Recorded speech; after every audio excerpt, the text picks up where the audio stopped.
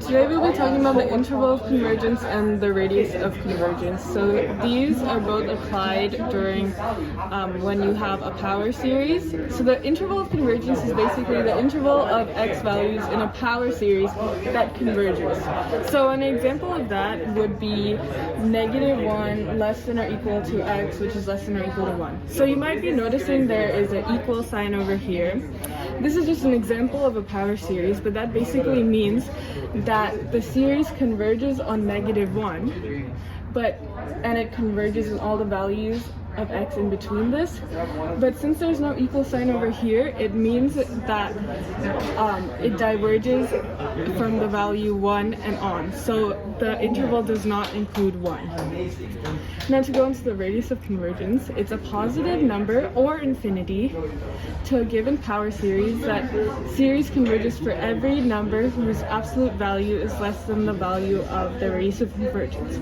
So we will explain this more in the example, but just a quick example of what you would write for the notation of the radius of convergence. It would be r equals 1 or infinity or any positive value. So this is an example of a power series, and to find the interval of convergence and radius, you have to solve it using the ratio test.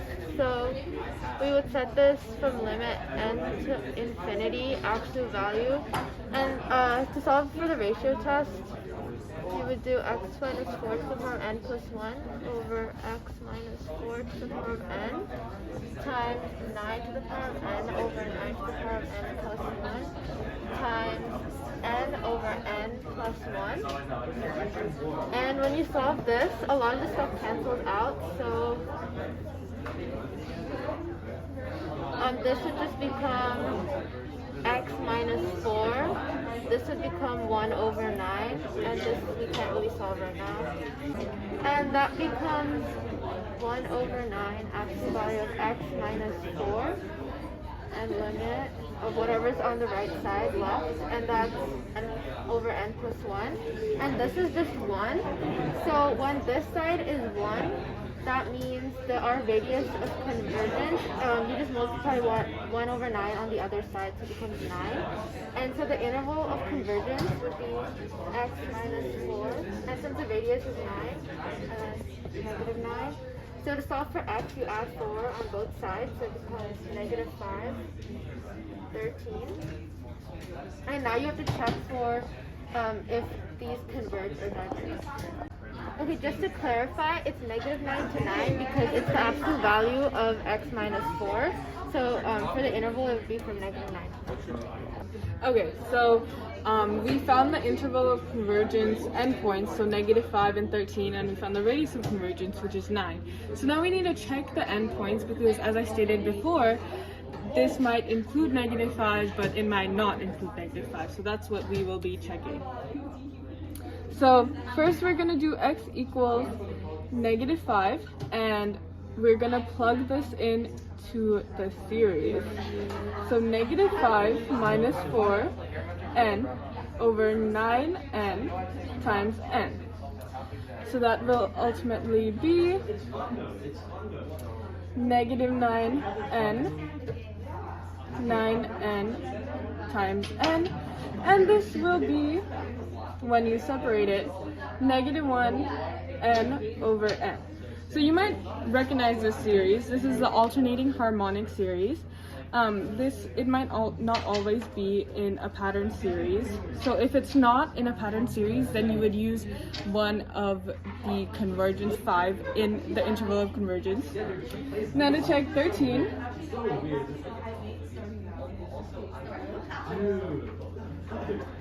We would do 13 minus 4n over 9n times n.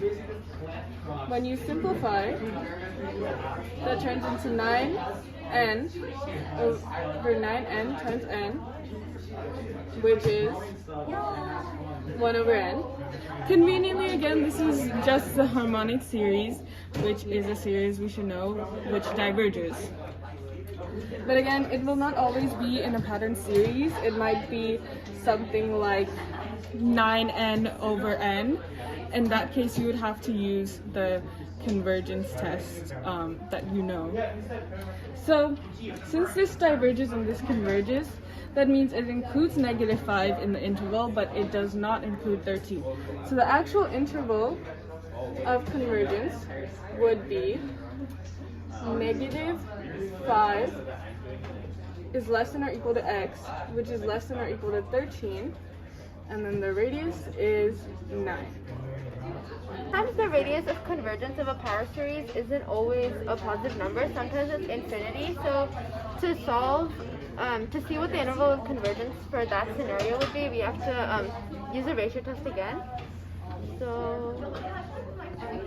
this would be 2 to the power n plus 1 times x plus 1 to the power n plus 1 over 2 to the power n x plus 1 to the power n times n factorial over n plus 1 factorial.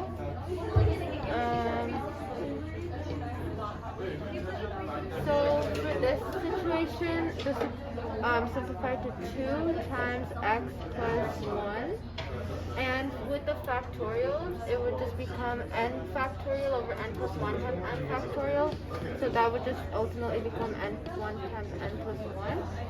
And if we move, if we move the constants and the x's to the other side, it would become 2 actual value of x plus 1 limit n approaches infinity 1 over n plus 1.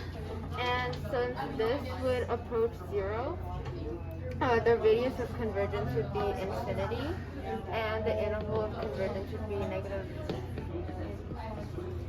So to explain it a little bit more, so in our past example, we had, this was our past example, we had n over n plus 1. So that equals 1. But if you notice over here, this equals 0. So that basically means that this power series converges for all x values. So the radius of convergence is going to be infinity whenever the limit of n approaches infinity of a specific function equals 0. So the power series radius is always infinity in that case. It doesn't matter what's over here. So since the radius of convergence is infinity, the interval of convergence will be -infinity to infinity. You notice that we don't need to solve for the bounds for this because the x values can never include infinity or -infinity because those are not absolute, but those are not definite values.